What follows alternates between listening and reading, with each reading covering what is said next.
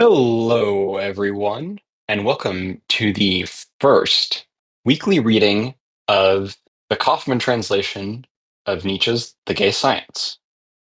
We will be beginning this week with the preface for the second edition, and I'm August. I'm joined this week by my co-host Rumpel. Go ahead and say hi. Reaching for the unmute button. Hello, welcome. I'm Rumple. Um, yeah, I don't think that much intro is required. We'll just roll with it as we go. Yeah, and before we get started, quick disclaimer: uh, none of us are scholars or experts on Nietzsche. We're enjoying making our way through the text and analyzing the best we can, but we are not an authoritative source. Um, Other than that, enjoy and feel free to leave questions either live in the chat or in the YouTube comments. Hopefully, I'll be able to respond to all of those. And without further ado, then, preface for the second edition. This book may need more than one preface. And, in the end, there would still remain room for doubt whether anyone who had never lived through similar experiences could be brought closer to the experience of this book by means of prefaces. It seems clear to be written in the language of the wind that thaws ice and snow. High spirits, unrest, contradiction, and April weather are present in it, and one is instantly reminded no less of the proximity of winter than of the triumph over the winter that is coming, must come, and perhaps has already come. Gratitude pours forth continually, as if the unexpected had just happened. The gratitude of a convalescent, for convalescence was unexpected. Gay science. That signifies the saturnalia of a spirit who has patiently resided a terrible, long pressure, patiently, severely, coldly, without submitting, but also without hope, and who is now all at once attacked by hope, the hope for health, the intoxication of convalescence. Is it any wonder that the process, much that is unreasonable and foolish, comes to light?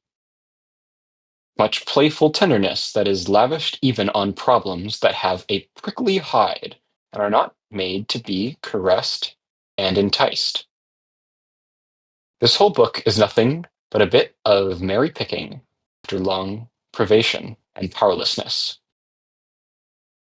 The rejoicing of strength that is returned, of a reawakened faith in a tomorrow and the day after tomorrow, of a sudden sense and anticipation of a future, of impending adventures, of seas that are open again, of goals that are permitted again, believed again.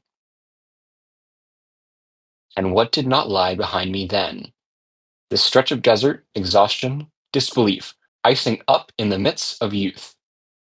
This interlude of old age at the wrong time.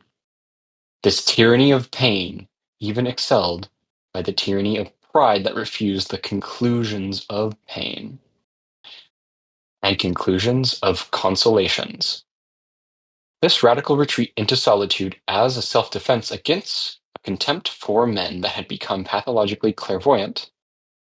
This determined self-limitation to what was bitter, harsh, and hurtful to know, prescribed by the nausea that had gradually developed out of an incautious and pampering spiritual diet called romanticism.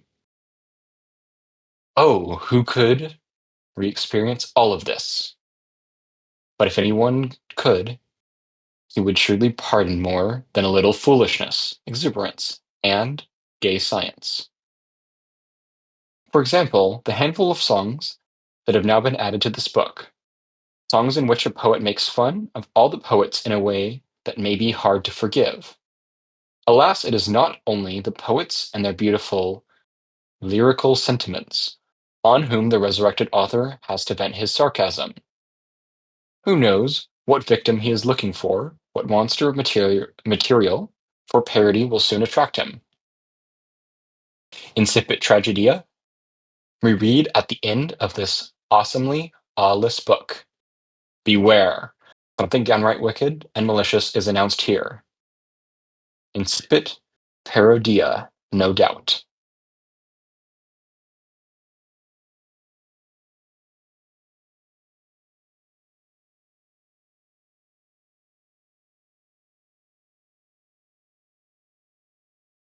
So now is when we open it up for comments, discussions, questions. I mean, it's just the introduction, so Tiny bit of context I everyone. want to really briefly add here, if anyone's really new to Nietzsche, is Nietzsche was plagued with poor health, or what we would probably, in a really simplistic sense, I mean, I'm sure he didn't enjoy his headaches, but he went through pretty awful phases of, yeah, pretty much bed putting him to bed for like a week plus on end. Um, so the discussions here about like a sickness and um, the productive capacities, perhaps, of like sickness and health and the relationship between the two, I think is a theme that'll like persist through. Yes, and very much literal.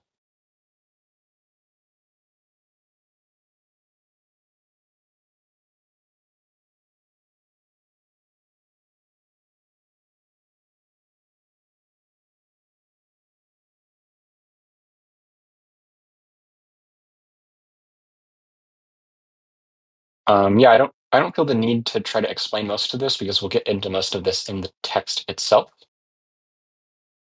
Um, so I think a lot of attempted explanation would be mostly premature. Um, Shakespeare noted the shots fired at Wagner. Yes, Romanticism. Uh, this was post his break with Wagner, correct? But yes, when he's talking about Romanticism, very much talking about Wagner and his artistic movement. Shakespeare mentioned in the chat, and he contracted syphilis. Anonymous Prussian sources reported there is a quite a bit of updated academia in this space around the medical side of what I mean. It's particularly a hard task to try and give like a medical diagnosis for a patient who's long dead who can't ever meet and whose only relatives are all dead. So, but yeah, there is some dispute about the syphilis um, diagnosis. Yeah, I think there was some stuff about it being like a rare neurological condition because his father and his brother exhibited much the same symptoms.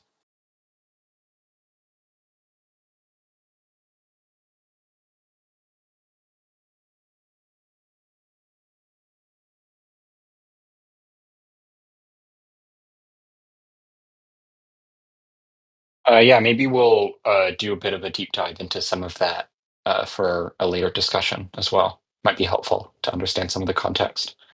Although, merely his ailments and how he describes them may be enough context for a reading. You want to do two, or should I do two and then you do three? Yeah, go ahead. Do you have the PDF pulled up on your end, or am I Yes. scrolling for you? I've got the book, so all good. Great, great. Oh, Okay. I'm so sorry. My headphones now also my plug-in headphones aren't working. They're not capturing my voice either. I don't know what's going on. I was like saying stuff this whole time. Um, ask when was the second preface published? Like for this edition. If you know.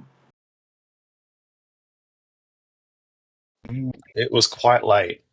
It was when 'cause there's like a series. 1887. Yeah, 1887. yeah.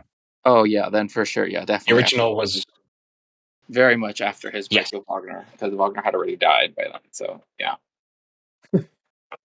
Yeah, 1882 was the original publication date, and 1887 was the second edition with this new introduction.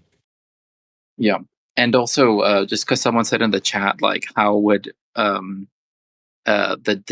rubber room rat? You can tell because of the syphilis also attacks like the body, so you can actually see it like on like in people's bones because it deforms them.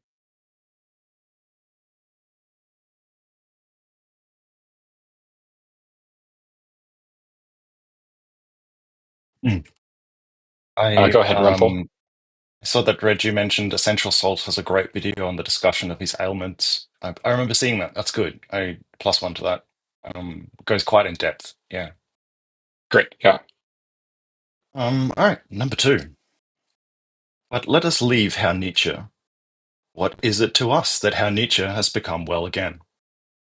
For a psychologist, there are a few questions that are as attractive as that concerning the relation of health and philosophy, and if he should himself become ill, he will bring all of his scientific curiosity into his illness.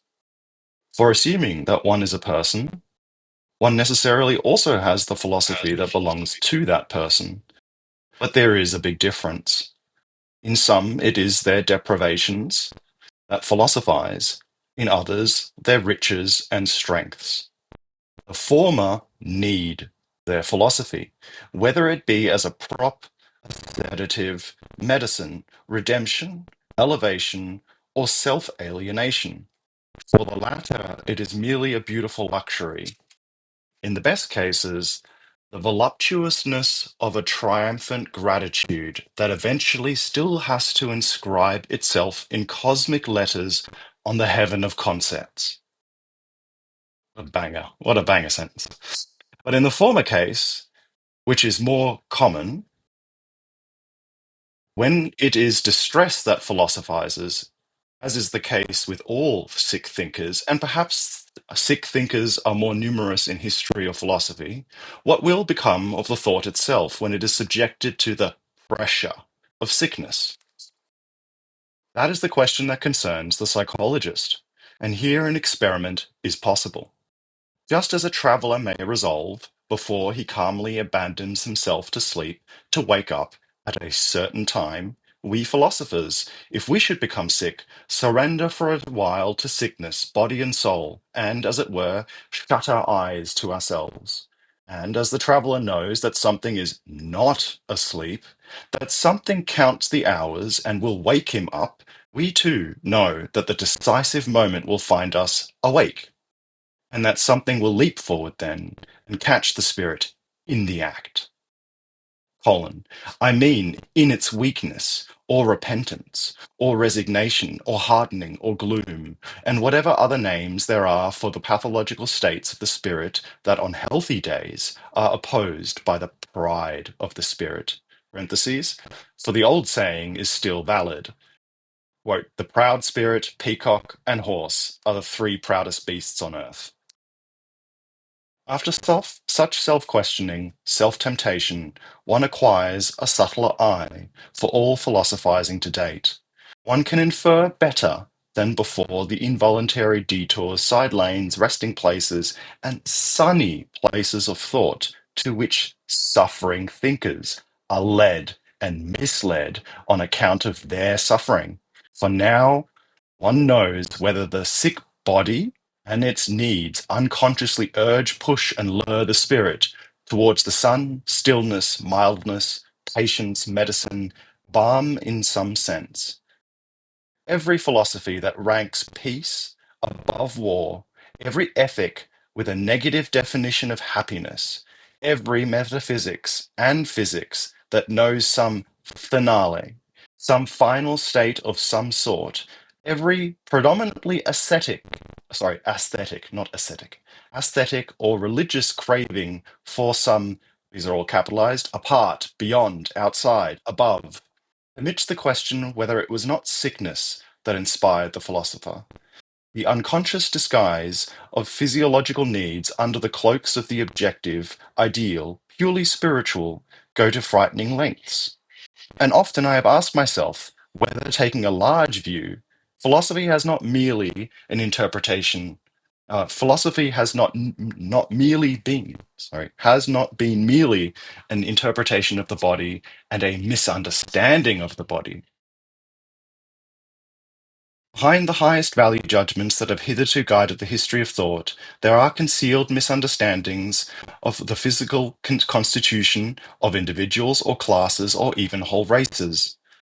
All those bold insanities of metaphysics, especially answers to the question about the value of existence, may always be considered first of all as the symptom of certain bodies, and if such world affirmations or world negations tout court, lack any grain of significance when measured scientifically, they are more valuable for a historian and psychologist as hints or symptoms of the body, of its success or failure, its plenitude, power, and autocracy in history, or of its frustrations, weariness, impoverishment, its premonitions of the end, its will to the end.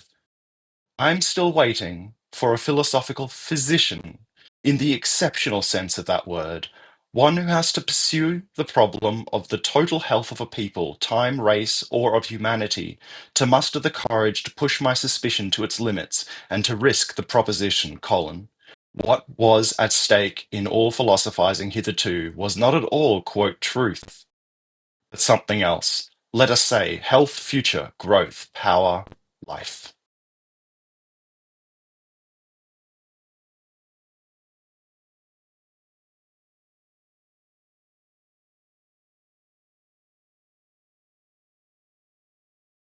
I was muted. What a beautiful section.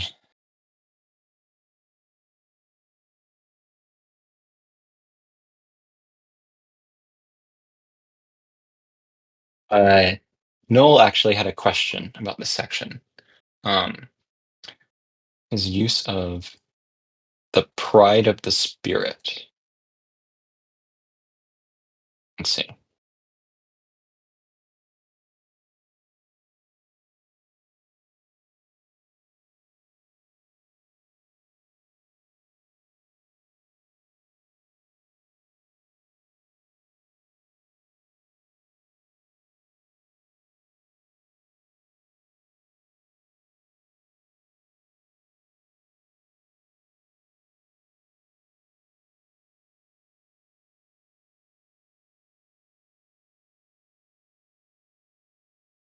So wait, what's your question, Noel?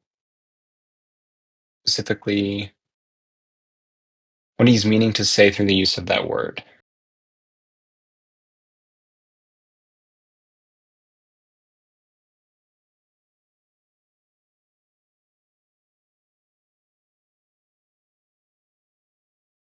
Uh, what does pride mean in this context?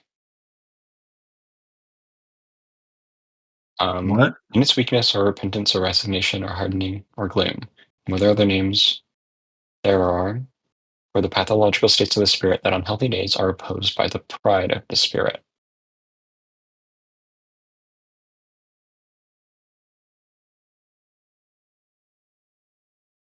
think it's a great question. I think you can read it multiple ways, considering what's coming in the book ahead of us. There's themes of critiquing those who philosophize and have in the past philosophized and are held up to be great philosophers who have such pride in their pursuit of truth and perfect knowledge that Nietzsche laughs at them and considers their pride to be, um, you know, worth laughing at. But then there's other times where, he speaks very positively about a pride and a pride in a range of activities. I think it's a good question. I think we might come find ourselves coming back to this in a couple of aphorisms. Yeah, I think that that's where I'm landing as well. I think it's a good question, but I think a tough one to answer while still in the introduction. But that we can note this for later.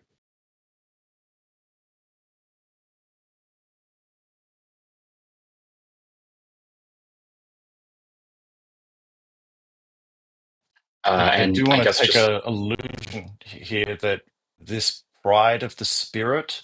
I don't know what the original German was for this, but I suspect it's probably not meant here in a particularly religious way, despite the fact that the saying itself may have religious connotations or not. It may not itself Uh, too. I'm not sure. we can take a peek at the A German if you proud want. spirit, peacock, and a horse. I'll have a quick quiz.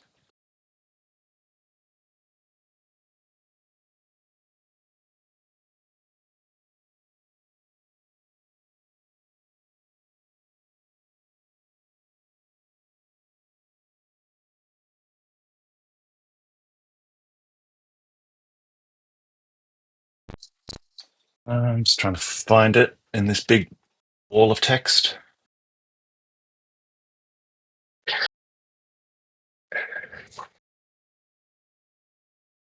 I also don't want to hold us up too long. Let's see.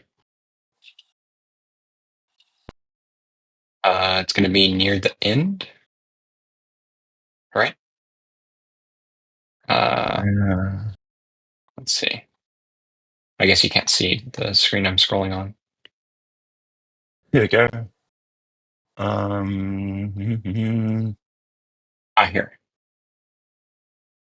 Dass dann etwas hervorspringt und den Geist auf der Tat ertappt. Ich meine auf der Schwäche oder Umkehr oder Ergebung oder Verhärtung, des Verdüsterung und wie alle die krankhaften Zustände des Geistes heißen, welche in gesunden Tagen den Stolz des Geistes. So in the original, only pride is italicized. Of the spirit is not. So that's interesting. Wider sich haben, denn es bleibt bei dem alten Reim, der Stolz Geist, der Pferd, der V, das Pferd sind die drei stolzen Tiere auf der Erde. Yeah, I'd have to Google it. I don't actually know what the provenance of that saying is at all. Okay. So I think at least what I'm looking at via Google Translate, and tell me if I'm off on this or not. It seems like it's much more clear in the German phrasing that healthy days have the pride of the mind against them, and so he's talking about the ways that the ego is trapping the philosopher even on during times of health to maintain the sort of the sickness of thought, right? Does that sound right? Yeah, I think that's a fair setup. Okay, great.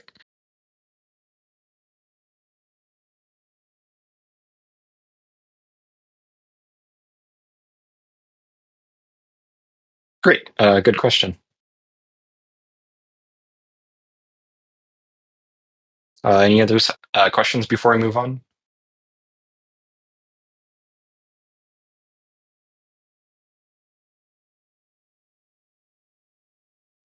This section about the misunderstanding philosophy has not been merely an interpretation of the body and a misunderstanding of the body.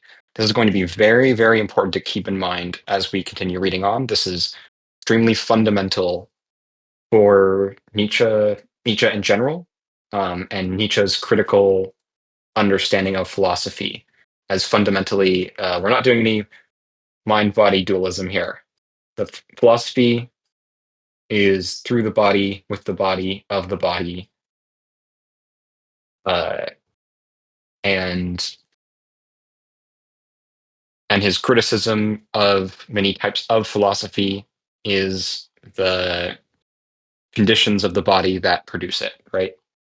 As in the social, material conditions that are producing the individual, the forces on that individual, and the context that they're in, and the forces experienced by the individual, whether that's health, sickness, uh, any of the other things we mentioned. Uh, we'll get into all of that as we get into the text, though.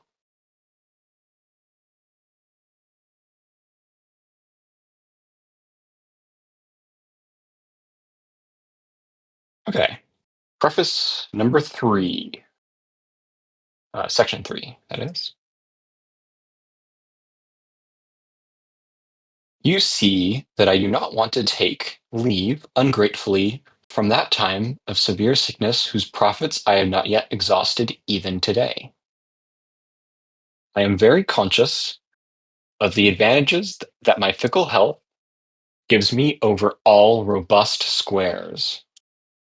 A philosopher who has traversed many kinds of health and keeps traversing them has passed through an equal number of philosophies. He simply cannot keep from transposing his states every time into the most spiritual form and distance. This art of transfiguration is philosophy. We philosophers are not free to divide body from soul as the people do. We are even less free to divide soul from spirit. We are not thinking frogs, nor objectifying and registering mechanisms with their innards removed. Constantly, we have to give birth to our thoughts out of our pain and, like mothers, endow them with all we have of blood, heart, fire, pleasure, passion, agony, conscience, fate, and catastrophe.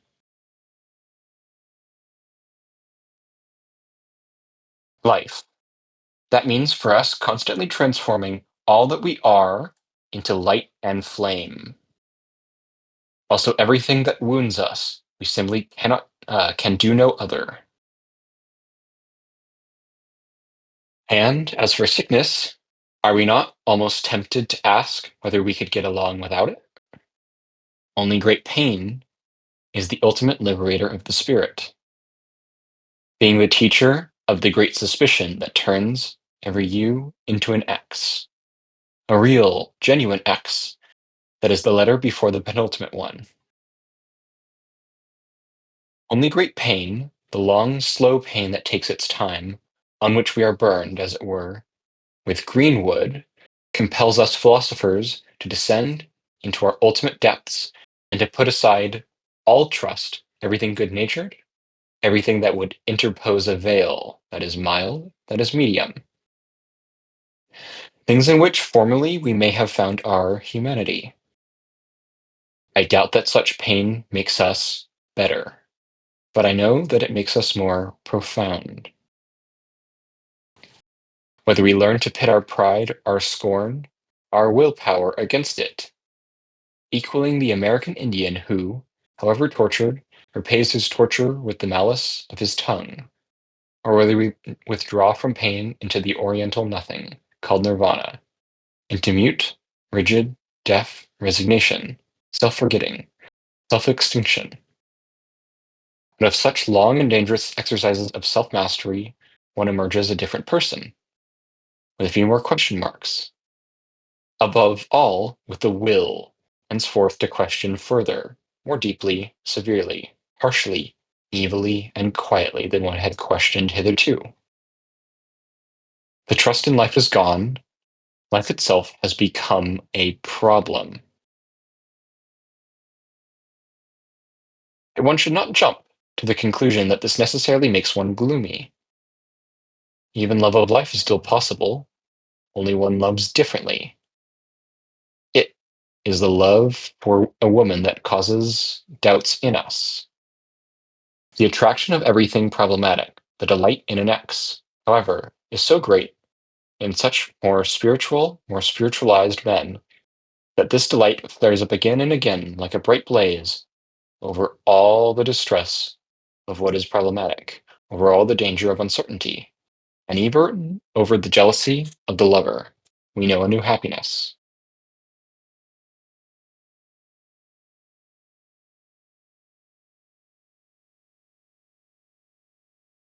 Again, I open for questions, comments. I think this one is maybe worth taking a little bit more time on.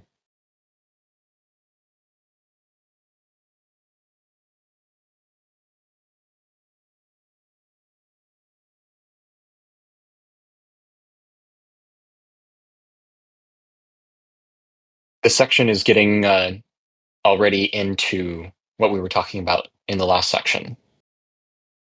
Especially this line: a philosopher who has traversed many kinds of health and keeps traversing them has passed through an equal number of philosophies. I think is a very important point to understand for how this book is structured.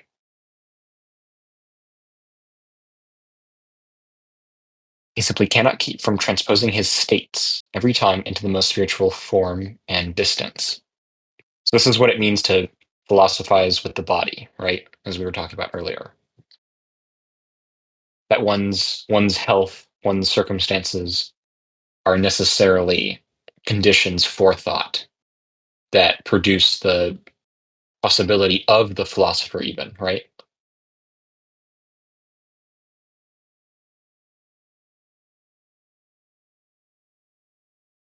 And then this section. Yeah, we'll get into that as Estelle for sure. I'll bring that up in a second once we get further down. We philosophers are not free to divide body from soul as the people do. We're even less free to divide soul from spirit. Yeah, again, many of the same ideas, themes that we began to cover in the second section. That there is no mind body or soul body distinction. All one thing traversing becomings, traversing the world. Uh,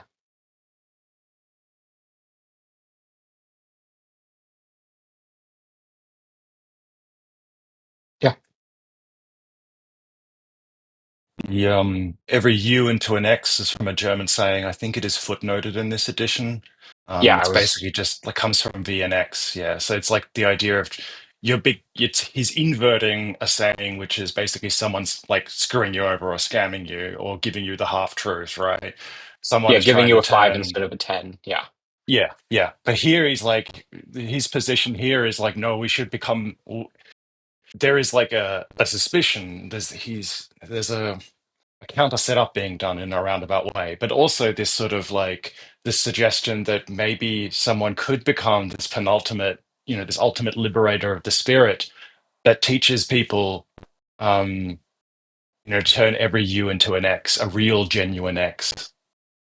yeah. Um,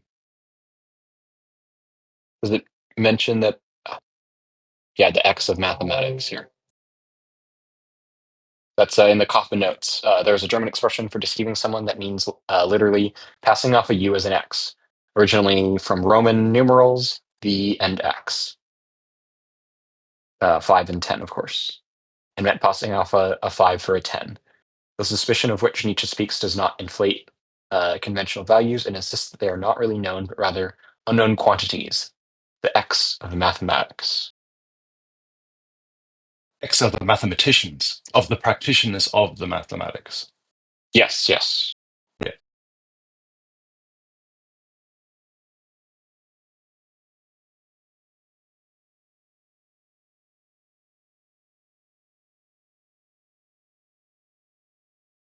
I really like this setup too, as you have highlighted here. The trust in life is gone. Life itself has become a problem.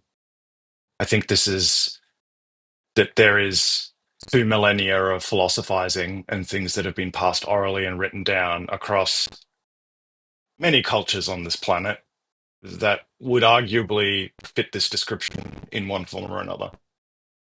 And one could also argue Nietzsche's project is not exempt from this setup either. Oh yeah, for sure. I mean, If he life admits is as a such. problem, what is its problem? Does it deserve redeeming? What does its redemption look like? Is there even a redemption story that is part of the solution to it being a problem? Does it necessitate a solution? Yeah, I think there's a bunch of Estelle asks, interesting. this was before Twilight of the Idols, right? So it prefigures his critique of Socrates. Um, no, Preface was written actually. after, but Gay Science was Yeah, written before Twilight. the preface was actually written same year, I believe. So not before. But and he had a critique of Socrates much earlier, I believe. But I just wanted to make a quick note, partially because of the comment in chat. Estelle noted earlier, and it's important to note that this doesn't mean suffering alone makes one better. Yes. Yeah, he's talking about the capacity for philosophy and the ability to rethink and question, which at other times he is extremely critical of this questioning, right? We talk about in Twilight his issues with Socrates, Plato Socrates, at least, questioning of life and some of the questions that he raises. Nietzsche takes great issue with. So it's not necessarily like a amazing thing for Nietzsche, even though um, he may also see necessity and productiveness in that questioning in a sense, right? Later philosophy is still dependent on earlier philosophy, even if it is critiquing it in many ways.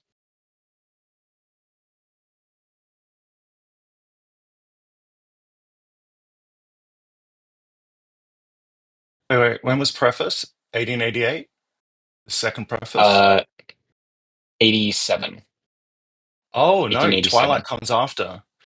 Twilight was finished in 88 and published in 89. Oh, So this okay. actually predates, this second preface predates, it would have been basically at the same time as writing Twilight. Because Yeah, he's updating this preference in 88 and he's actively writing Twilight in 88 and publishes it in 89. So this is immediately right. contemporaneous with Twilight. Yes. Yeah, I think that that's very interesting too, because uh, I mean, I've noted a few times in the Twilight reading that um, there's an interesting sense to it where it's a lot of revisiting and revitalizing some of Nietzsche's old or earlier work, both the gay science and um, the birth of tragedy are both very, very important for Twilight of the Idols.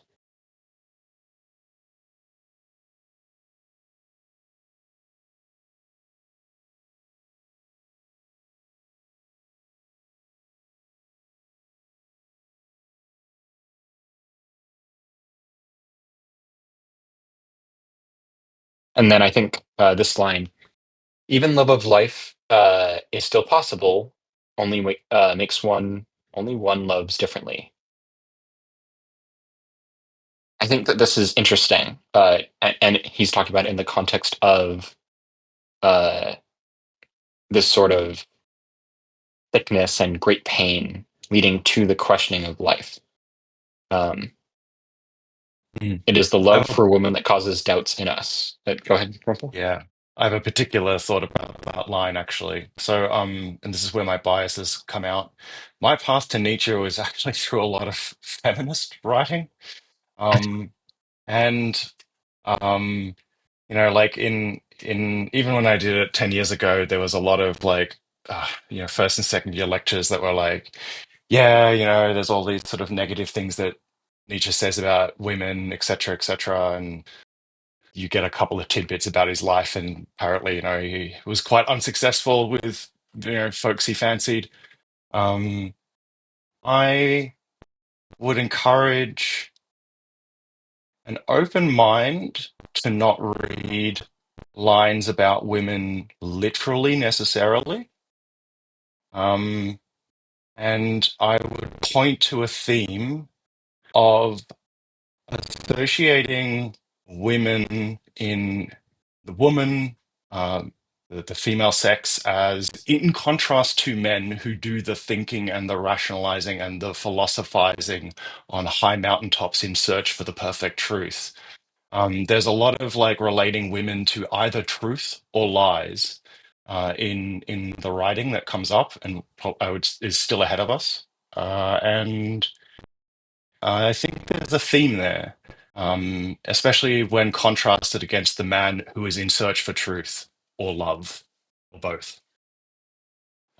But I'm really keen for people's thoughts on this too. I don't want to kind of infuse my own bias into the reading 100%. So please challenge me as well.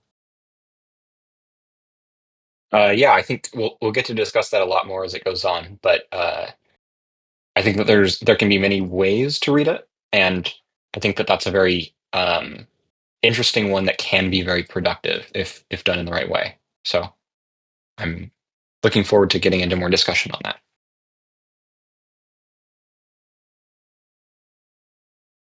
But yeah, so he's at least in this line, I think he's basically saying it's this very uh, attachment to life that makes it painful that life is declining, right? And so you can find even a uh, affirming of life in the questioning of it. I think that's how I'd put it. Yeah, yeah. Another reading I loosely have of this, it is the love for a woman that causes doubts in us. To build 100% to build on, or at least I think it's commensurate with kind of what you're saying, is that if you read it as a criticism, there are men that in their search, woman is cast as truth here, but it's precisely in the search for truth that you must doubt. But I wonder if Right. that Okay. still builds on what you're saying. I don't think it should be read in isolation from what you just said. I think yours provides the context that's pivotal to that setup still. Okay. Yeah. Yeah.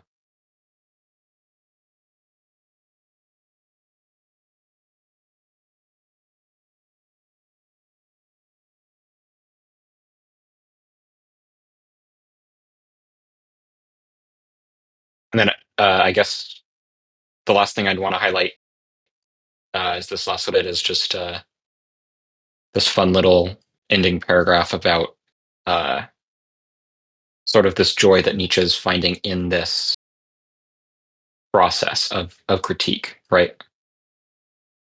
And questioning, right? The delight of an X.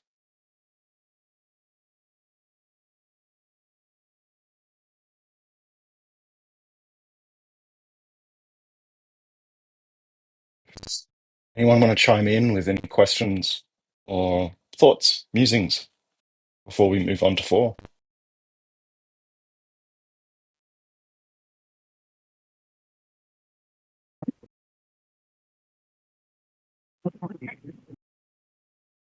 I see Estelle is typing, so I'll just hold a minute or two and let anyone else chime in as well.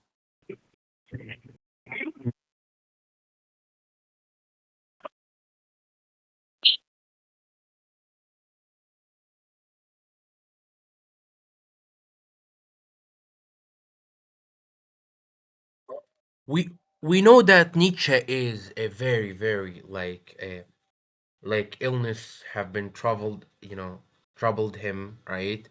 And obviously we kind of the public sneer whether they read Nietzsche, like how is kind of a kind of a ill man write these kind of things. uh,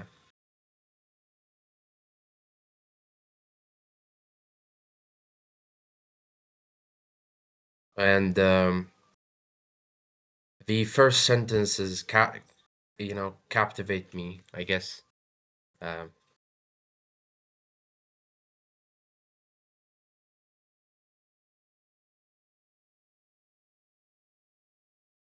Oh, Noel asked about the PDF. It's at the top of the chat. I linked it. Here, I will uh, reply to it. You can see that. That's relinked. Got you. Oh wait, no, you beat me to it. I linked the wrong one. Stell, I liked your comment here. Stell, you wrote, I do feel like I and other women are sometimes seen as temptresses, promising lies even if no words have been spoken. Yeah, I I can empathize with that sentiment, I think. But also as like a philosophical setup, I think that that might come up again in some form or another. I think that's kind of worth mentally bookmarking and returning to in a bit, maybe. If we Yeah, feel for okay sure. with that, yeah, yeah. Um, we do Go four. ahead whenever you're ready. In the end, lest what is most important remain unsaid, from such abysses, from such severe sickness, also from the sickness of severe suspicion, one returns newborn, having shed one skin, more ticklish and malicious, with a more delicate taste for joy, with a tenderer tongue for all good things, with merrier senses, with a second dangerous innocence in joy, more childlike and yet 100 times subtler than one has ever been before. How repulsive pleasure is now, that crude, musty, brown pleasure as it is understood by those who like pleasure, our quote, educated people, our rich people, and our rulers! Exclamation. How maliciously we listen now to the big country fair boom boom, with which the quote, educated person and city dweller today permits art, books, and music to rape him and provide quote, spiritual pleasures with the aid of spirituous liquors! Exclamation mark. How the theatrical scream of passion now hurts our ears, how strange to our taste the whole romantic uproar and tumult of the senses have become, which the educated mob loves, and all its aspirations after the elevated, inflated, and exaggerated! Exclamation mark. Might drop those. It's a bit, yeah. Anyway, no. If we convalescents still need art, it is another kind of art, a mocking, light, fleeting, divinely untroubled, divinely artificial art that, like a pure flame, licks into unclouded skies. Above all, an art for artists only. We know better afterward what above all is needed for this, Colin. Cheerfulness, any cheerfulness. My friends, also as artists, let me prove it. There are a few things we now know too well, we knowing ones. Oh, how we know learn, sorry. Oh, how we now learn to forget well and to be good at not knowing as artists. And as for our future, one will hardly find us again on the paths of those Egyptian youths who endanger temples by night, embrace statues, and want by all means to unveil, uncover, and put into a bright light whatever is kept unconcealed for good reasons. No, this bad taste, this will to truth, to quote truth at any price, this youthful madness in the love of truth, have lost their charm for us. For that we are too experienced, too serious, too merry, too burned, too profound. We no longer believe what truth, that truth remains truth when the veils are withdrawn. We have lived too much to believe this. Today we consider it a matter of decency, not to wish to see everything naked, or to be present at everything, or to understand and quote, know everything. Quote, is it true that God is present everywhere? A little girl asked her mother. I think that's indecent. A hint for philosophers. One should have more respect for the bashfulness with which nature is hidden behind riddles and iridescent uncertainties. Perhaps truth is a woman who has her reasons for not letting us see her reasons. Perhaps her name is, to speak Greek, I'm going to butcher this, Bulbul. Oh, those Greeks! They knew how to live.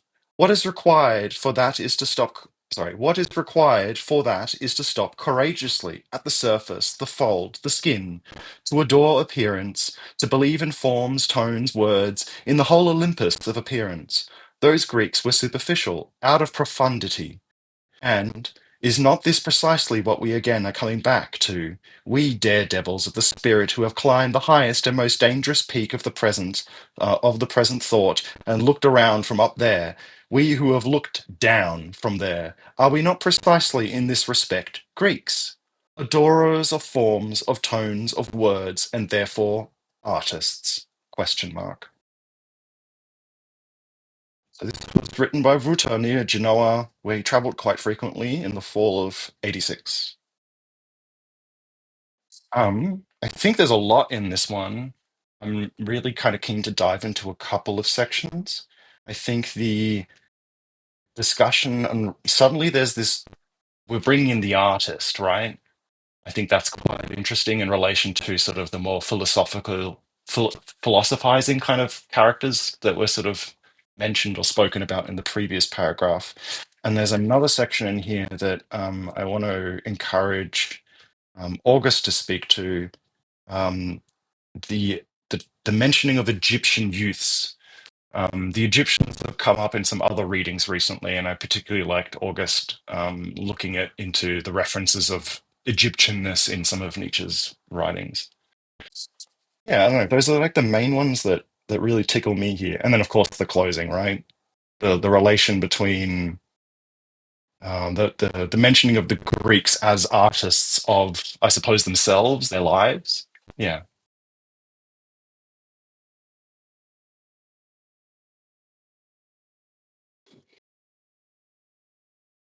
Uh, yeah, You're let's still go piece by munching, piece for August. this I one. can pass you. Not right this second. Yeah, cool. I'll let you run through it.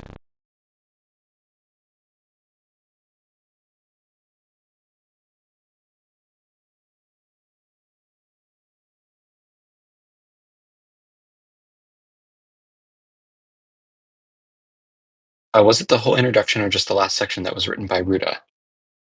Um,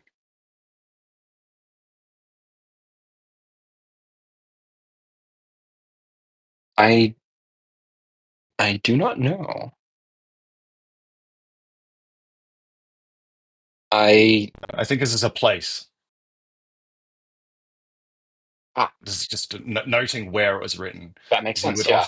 he would often Right. travel Okay. to like countryside estates on top or near mountains, like in the Swiss and Italian like Alpine regions, and he would kind of have like a writer's retreat and write from up there and go for walks and that sort of thing. Right. Right. Okay.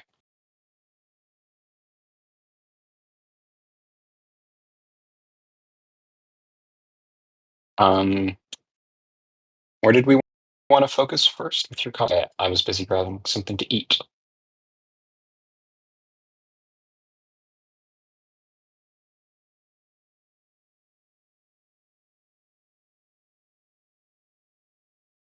So Jody's written. Oh, that was the thing we just covered. Sorry. Yep. Mhm. And then Null mentions, I think this analog he makes between the Greeks' appreciation for nature is really their appreciation for beauty in all things. Yeah, as a generalized comment, I can see where you're coming from.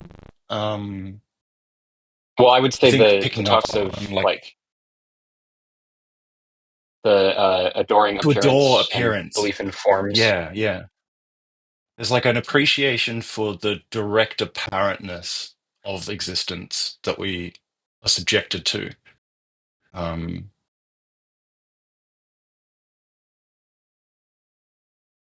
we find ourselves in, rather. So you wanted to go more into the um, Egyptian youth. Hmm.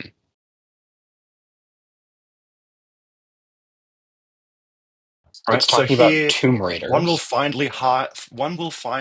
one will hardly find us again on the paths of those Egyptian youths. So there is an acknowledgement that these people like him, these not soothsayers, these more courageous thinkers, Critics. these critics, these people, these artists who philosophize, who want to be more like the Greeks, affirm the directness of appearance, perhaps. We won't do this again. We won't be on these paths of Egyptian youths who endanger temples by night, embrace statues, and want by all means to unveil, uncover, and put into bright light whatever is kept concealed for good reasons. No, this bad taste, this will to truth, truth at any price.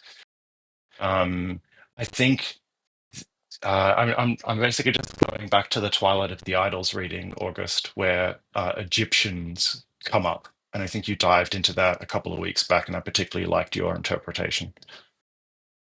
But yeah, especially the discussion of Egypticism. That was often about mummification um, of life and of the concepts, or of life into concepts that can then be sort of put over life, right?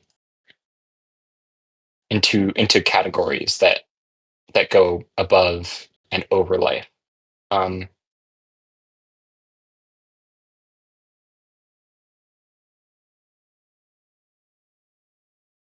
I think this is a really interesting sentence. We no longer believe that truth remains truth when the veils are withdrawn. We have lived too much to believe this. I think this is really, I think, let's see.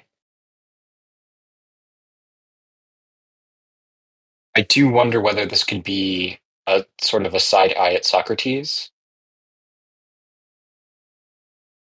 Hmm.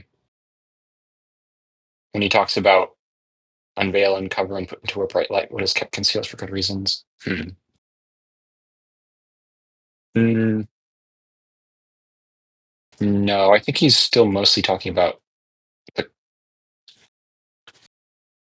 critical edge he has in sort of his bodily analysis, right? Yeah, I think there's also this sense.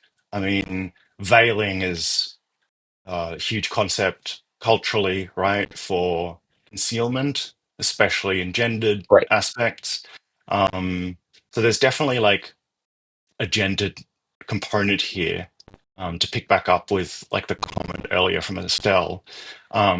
But I right, think there's also this sense of like, right, the veil is something that humanity has created, like we have made it, we have woven that fabric. Well, women have predominantly woven that fabric, but it is a creation of. You can read it in a bunch of ways, but I think there's an appreciation here that becoming wise over time, once you have lived, the truth that you remove, that you unconceal, through its act of unconcealment, perhaps isn't the same anymore. But also just like I guess a doubtfulness, that an appreciation that some things maybe don't need to be unconcealed, and that they're just as truthy or fine as they are. And then perhaps the sense that some things that in our penchant to unconceal everything, we make errors along the path and think that we've discovered something truer when we haven't. I think there's kind of like a I both think those themes are going on, I sort think that of, or last you can part read both is things. a very, oh, sorry. I didn't mean to interrupt too much, but I wanted to get on that point before I lost it in my brain. Uh, that last point of oh no. Uh, but I mean, the way that I'm reading this is primarily about cynicism, right? The sort of this cynical attitude, uh, too burned, too profound. And we were, talking in the earlier preface about the sort of the profundity, the questioning brought on by pain, right?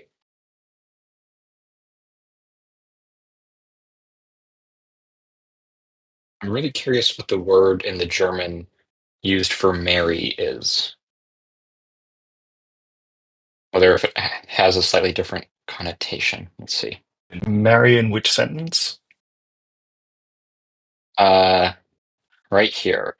Too experienced, too serious, too merry, too burned, Ah, too yep. profound. Uh, so that's at the end of section, or in the middle of section 4. Let's see.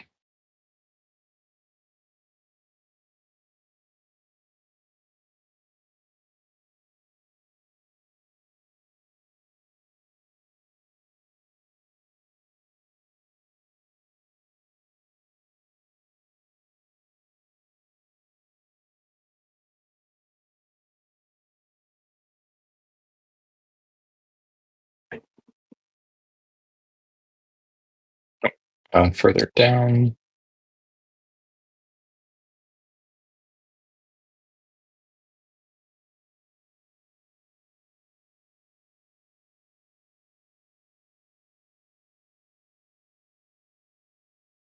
Here. Okay.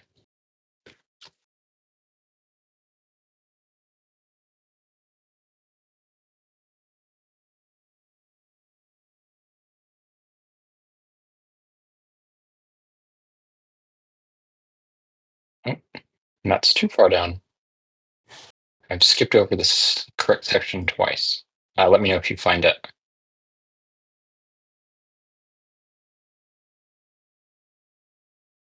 Here. Okay.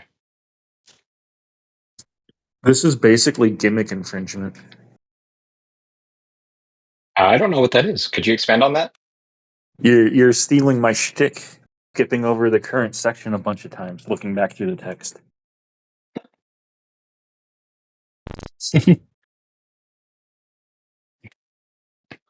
Uh, too funny. Okay, what's the actual word used? Um,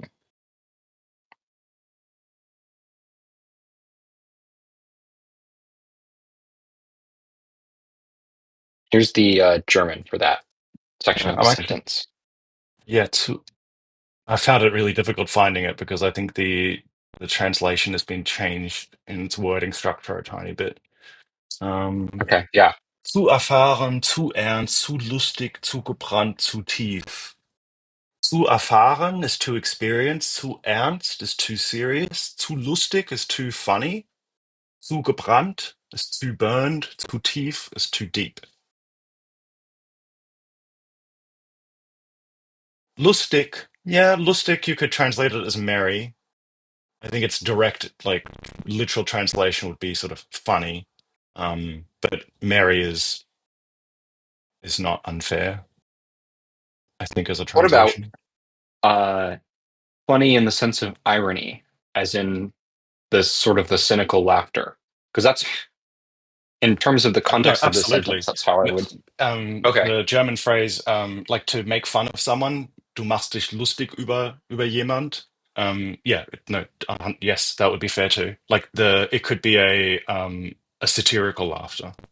It doesn't have to be Okay. Yeah. purely sort of innocent and merry in a kind of, yeah, childlike innocence perspective.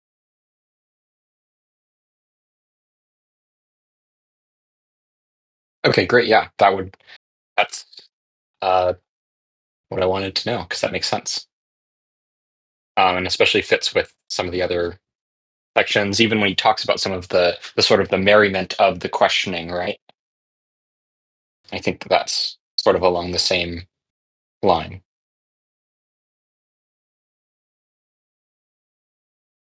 Cody's got a great question here.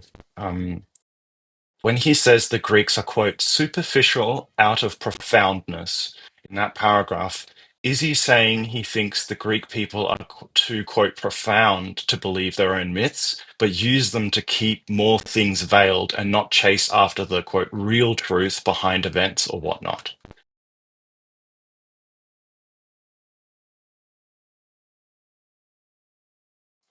Anyone wanna double tap off that with anything? I think that's a great question.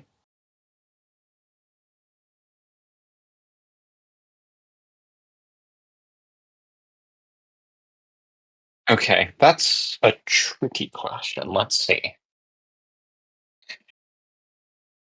Too profound to believe their own myth. Um, I would say no, but that there's a profundity in the ways that he sees the myths playing a role in the culture of the Greeks. That it's more sort of uh, profound from the perspective of life. But it's a good question. I think I'd have to think through that more. Yeah, for me, the themes of tragedy come up here, right? Birth of tragedy in particular, but themes that come up later through the gay science as well. This idea that perhaps accepting that, yeah, you have this ambiguous relationship to truth and to the life world in which that we inhabit, that to uh, not try to Do not explain chase. away everything, right? You can't explain away Yes.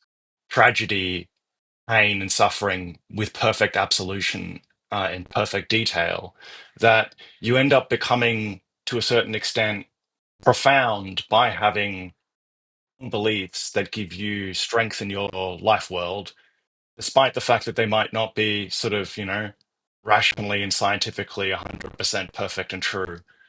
That there is a respect Yes. being owed here by Nietzsche to some Greeks in their profundity to believe their own myths in a way that empower their lives. Yes, I would totally agree with that. And just follow it up more with the end of the question that to not chase after the real truth behind events. The real truth behind events or whatnot. Yes. Yeah, the sort of taking seriously of the appearance, right? As opposed to relegating it to uh like a world of mistruths and lies and uh other things like we might see with something like the theory of forms, right? That the life that we experience, the appearances, that everything, the change is all the shadows, right, of the forms on the wall of the cave. And so that there's a profundity taking the um, in taking the appearance more seriously on its own terms, I think.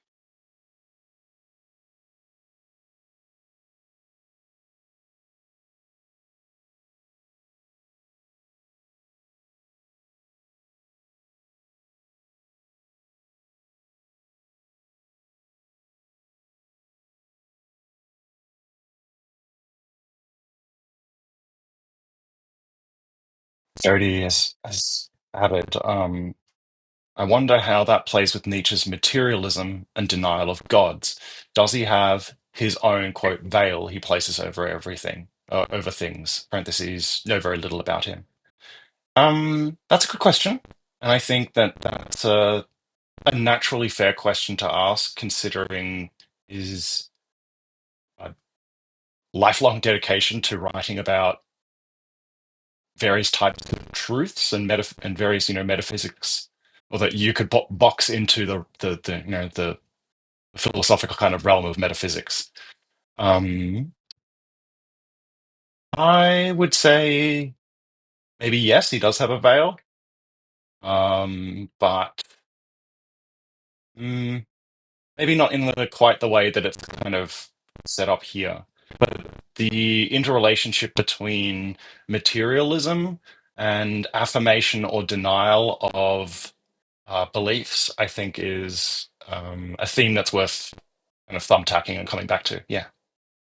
I would say that uh, the veil for Nietzsche is something maybe that he is aware of and plays with in interesting ways. Whether he has some sort of blanket veil that he places over things, I'd be hesitant to say, but I would not be hesitant to say that he. I mean, like Zarathustra is an attempt at a new uh, religious text in a sense.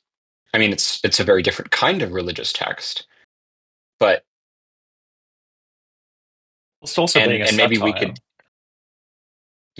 yeah, that as well. I think if again, it wouldn't be, I would dematerialize the veil.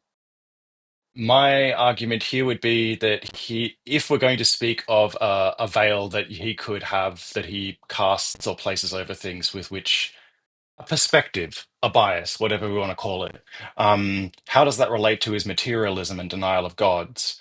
I would say let's make it biological. Let's dematerialize the veil. He, Well, I think the idea I that we guess have different before we eyes, different go ahead. modalities with which we perceive the world. I think that he would say that those might be our veils, but not in the sense that our senses just lie to us and that if we had perfect senses, we could see the truth or something.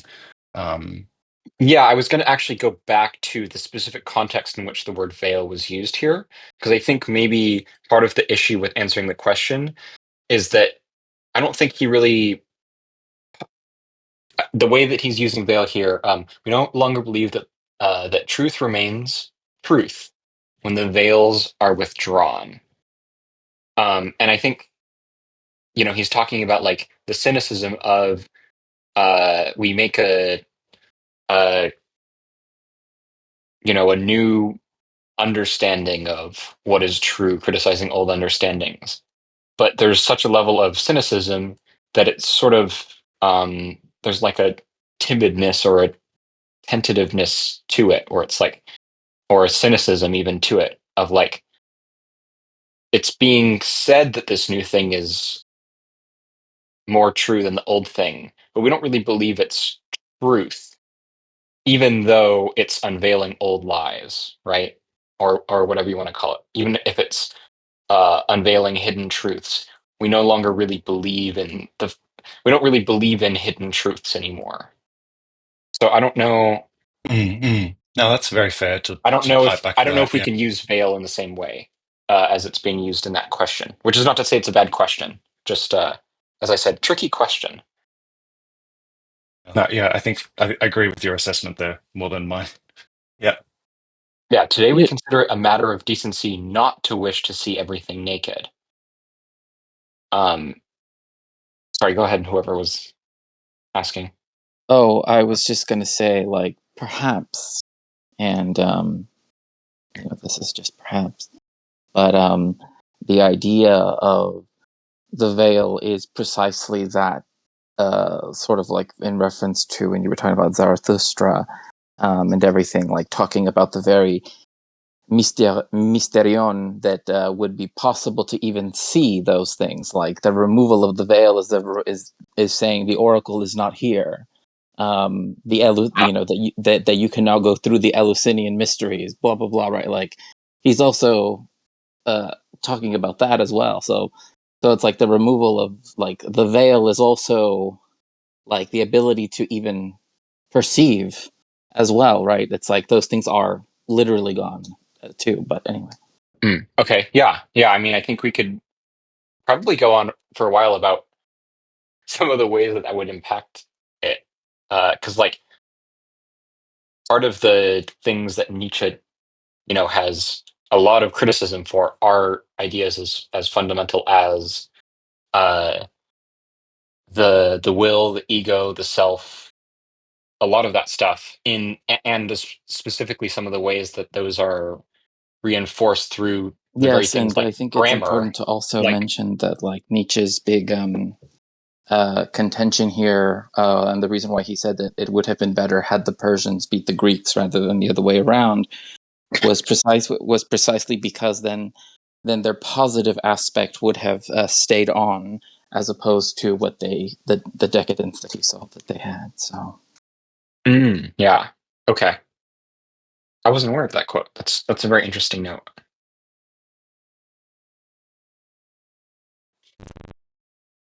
Reggie has added, is it fair that here profound is meant in the sense that they, the Greeks, do not wish to get to the rational, quote, essence of their myths, quote, a veil-less truth without the necessity of not really believing them? I think I that think that's a fair, like, rendition. It might be a bit like it's written into one sentence, and I think that's not an unfair setup. Yeah. I think you have to be careful too, because it's not really just about like the necessarily like the myths of the Greeks as well, because we're talking a lot here about specifically like aesthetics as well, right? As in Mm. sort of the generalized understanding of um, like art, perception, beauty. Yeah, Uh, rationality here is anachronistic, at least pre-Socrates to a certain degree. right. Yes, I think that's and good. and I would add to, pardon me, please go ahead. No, I was. Go ahead. I was just going to say that this is also why he does critique, or why there were, as I said earlier, shots fired at Wagner, because Wagner's own works on aesthetics are trying to discuss the ancient Greeks, particularly when it comes to like the form of the theater. When it and also when it comes to the tragedian Aeschylus, right, who is the first tragedian that we really have. So yeah, it's like, and that's why he comes up with the concept of the Gesamtkunstwerke, right? But so yeah, Nietzsche is very much contending with the idea of that because of the fact that there is this belief, like, oh, when the Greeks, this belief that, like, when what the Greeks saw on stage, they saw as, or at least some people would read it this way, as being real, whatever that meant. Uh, Having a little bit of trouble following. I think I get what you mean, but I do not know any near enough about Greek plays and theatre, both pre and post Socrates, to affirm that. I think I know what you mean, and yeah.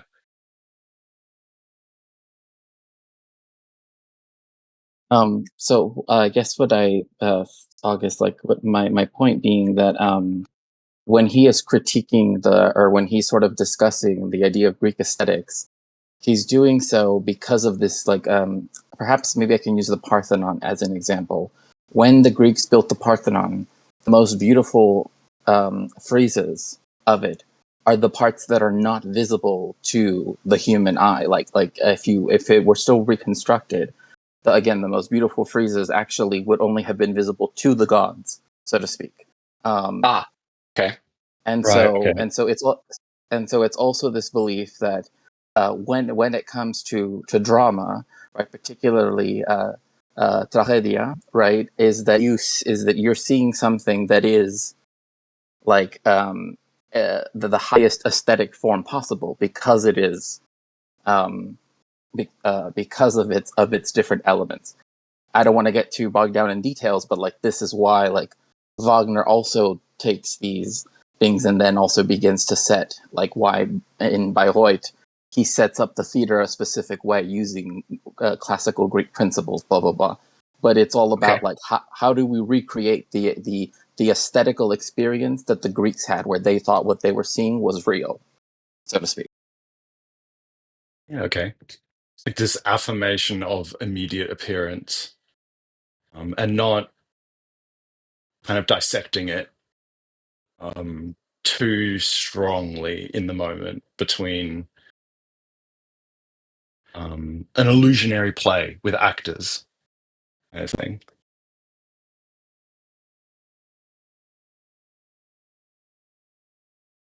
And I just wanted to highlight this. No, not at all. Shakespeare. No, they're very interesting points. Uh, I think that they're important. I'm having a little trouble following because of my own unfamiliarity. So I'd love to get more caught up so I can follow better Yeah. in terms Plus of one. the illusions. Not at Um, all. it, Thank you for adding that. Yeah, it's just an omission in my knowledge too. But I think it's a valid point. it still says a dissected joke isn't funny anymore. I think that's a great little punchy point to add to this conversation. Thank you. Um, Are we not precisely in this respect Greeks, adorers of form, of tones, of words? I'd be curious to see the exact words used in the original, but general idea here, same sort of thing that I was getting at earlier with the sort of the focus on the aesthetics, right? It's not that it's about taking the aesthetics, the appearance, seriously, right? And elevating it as as sort of part of life rather than as I mean, like uh, Plato had Socrates had Plato burn his tragic plays, right? It's something that Nietzsche discusses in the new introduction to the Birth of Tragedy. He talks about, I believe that's where I read it at least. He talks about Plato's um, sort of swap from being a tragic poet to being what he was later, as we know him. Okay, so now seeing the German, it's interesting because now, like, sind wir nicht eben dahin Griechen, Anbeter der Formen der Töne der Worte, eben darum Künstler, then it also brings up the idea of art and artifice, right? It's also like, Right. oh, well, now we also have that too, and the fact that what we see in the late 19th century is like the desire to recreate these forms, right, as pastiche or right as like like we already have like the neoclassical, but then you have like a sort of it goes overboard to some extent, and Into so romanticism, yeah. yeah, with the romanticism. So yeah, so I think that's also going in there too. So yeah. Okay. How are we feeling about? We still have some time left. Um, the prelude in German rhymes. Uh, do we want to end off here I think we should do a and couple of the get to that? rhymes quickly because there's a couple in Okay. here that tie directly into the preface, I think, that have like a cutover. There's one about mountains and truth that I particularly, there's two, in fact, about mountains and truth, I think in the first 10 or so. Okay. Maybe we just smash through them, but if we find ourselves going slow, then we can always pause and call it there. Yeah. And I'm actually not super familiar. Did uh these rhymes were already popular rhymes, or did Nietzsche write these rhymes himself? I think it's a mix. So they're predominantly his own, but there's phrasing that's pulled from like from the Right. Okay. vernacular or things that like anyone who read Goethe would have been familiar with. I'm really bad at Just like in picking up those Twilight. things. Yeah, I'm gonna have to like go to my mother and ask her on this ground. But yeah, there's a couple of small things that I pick up on as like kind of I remember from my childhood, but I'm probably really quite bad as a German quote unquote native to truly pick these back to, oh, like that's a common street saying, or like that's a phrasing taken out of Goethe or something else. Yeah. Yeah, I remember we had quite a bit of help in my. We had a few Germans who joined for only the first couple sessions for the Twilight groups, and there were some. Uh, there were quite a few like nursery rhymes and common sayings that we found through some of those people who had a lot of experience with those who grew up in Germany and still and knew a lot of those. So he definitely loves to play in that space of sort of taking meaning, messing it up a little bit for his own purposes,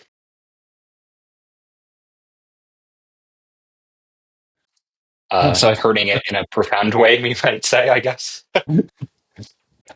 so for some of these, I'd be up for reading the German, especially when I'm kind of more.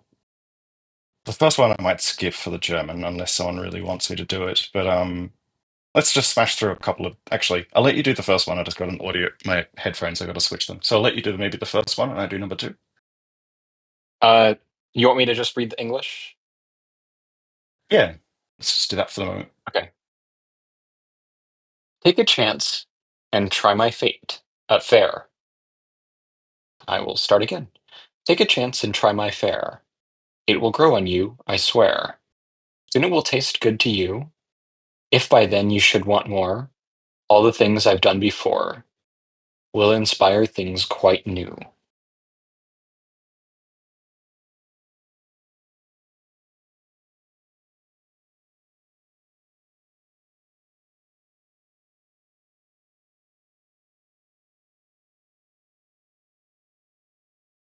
I can read it out in German if if you need someone to read in German.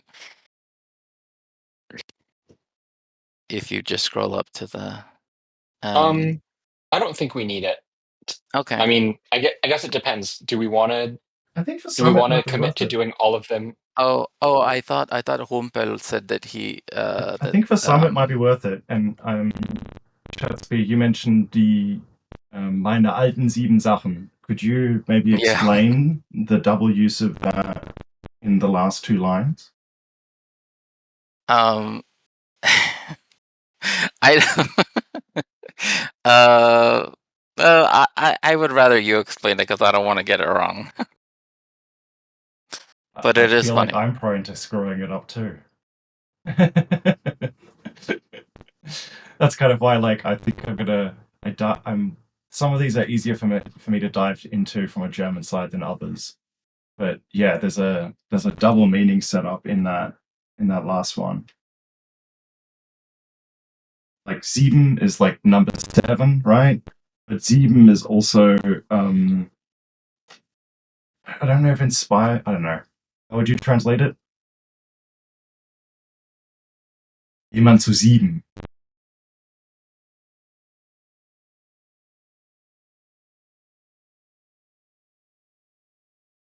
No takes. Because frankly, I'd rather reach for the dictionary than get it wrong. Um, äh, es sich hierbei einen Euphemismus für Geschlechtsteile handeln.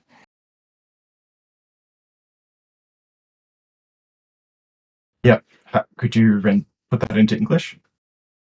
Oh, sorry. um, yes, I can. It is a euphemism. I don't even know, how would you even say, because it means seven. Well, it literally can mean seven things, but it's also I don't know. I don't know. I don't know. It's a euphemism. I'll just say that it's a euphemism. It.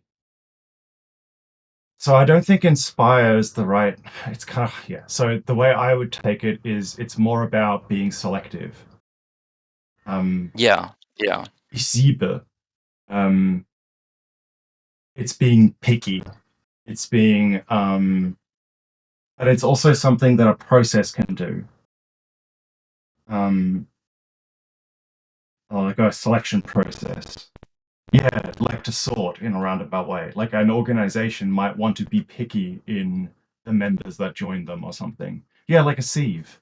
Yeah, zu sieben. Yeah, 100% Estelle. Yeah, Yeah. thank you. Ziv. Yeah, Yeah. Ziv. yeah. Yeah. No, it's ein Sieb. Yeah, no, that's 100. Yeah, ein Sieb is literally a sieve. That's Ah, the object. Yeah. interesting.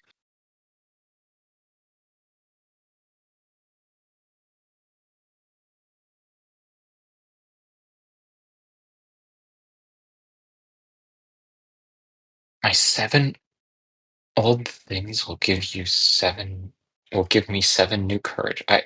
It's not the sieben, mir zu sieben, it's about sifting your deine Mut, your Christ, what's the word? Courage. Yeah. Like a test of your courage, so to speak, or something like that. Anyway.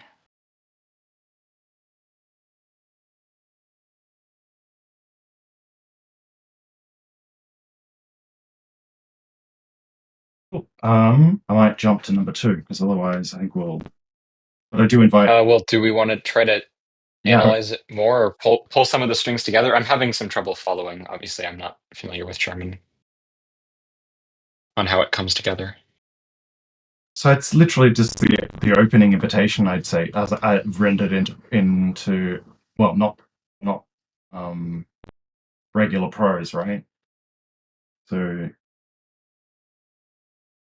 Wagt's mit meiner Kost ihr Esser. So it's kind of like it's the opening is not about my like take a chance and try my fare. It's sort of like yeah, Esser is someone an eater. So there's a physiological kind of setup from the opening line in the original German. It's about like having my meal kind of thing. You know you sort of tasters of things. Morgen schmeckt sie euch schön besser. Tomorrow it'll taste better for you. Und schon übermorgen gut. So, the day after, it'll be good. Wollt ihr dann noch mehr so machen? So, if you want even more, eine alten 7 Sachen. So, if you want more, you should kind of do the old things that I've done before. Mir zu 7 neuen Mut, which I use to sift to find a new courage to continue. It's kind of like the setup.